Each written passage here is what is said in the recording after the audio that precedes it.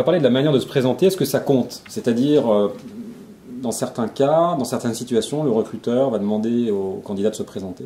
Ou pas d'ailleurs, hein, mais en tout cas, à un moment donné, le candidat va devoir le faire d'une manière ou d'une autre. Est-ce que c'est important pour vous? Qu'est-ce qui est important est-ce que cette phase est importante pour vous? Et si oui, qu'est-ce qui est important? Alors oui, c'est important qu'il se présente de la meilleure façon possible. Et comme je dis, ne pas trop en faire non plus, être juste lui-même, être sincère aussi, pas essayer de mentir ou essayer ou mentir par omission ou essayer de nous cacher des choses. Mais ça, on arrive très très vite à le déceler en posant des questions annexes ou des questions qui sont aussi extra-professionnelles quelquefois.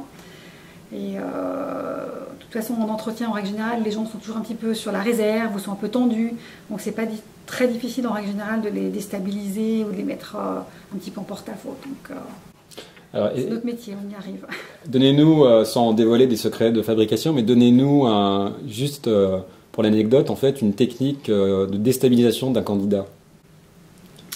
Si on a des doutes sur son CV, sur des dates, effectivement, on peut tout à coup l'interroger sur un événement, je ne sais pas, qui s'est passé dans le monde à telle période. On voit qu'il était en voyage dans ce pays-là, effectivement, et que là, il ne sait pas du tout, il n'est pas au courant, donc on sait qu'il ment. Voilà, des petites choses toutes faciles, toutes simples. Pour recouper les informations. Dans certaines entreprises, effectivement, je ne sais pas si on a entendu qu'il y a eu de gros licenciements, de gros problèmes, et puis qu'il il n'est pas au courant, on peut savoir qu'il a menti, qu'il n'a pas travaillé dans cette entreprise. Qu'est-ce qui vous énerve le plus dans un entretien? Les gens qui mentent. Voilà, les gens qui mentent, les gens qui sont agressifs.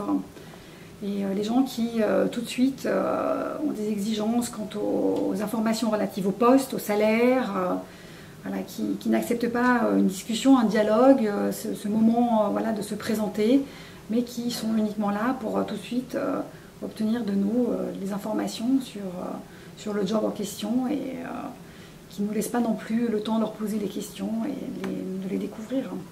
D'accord.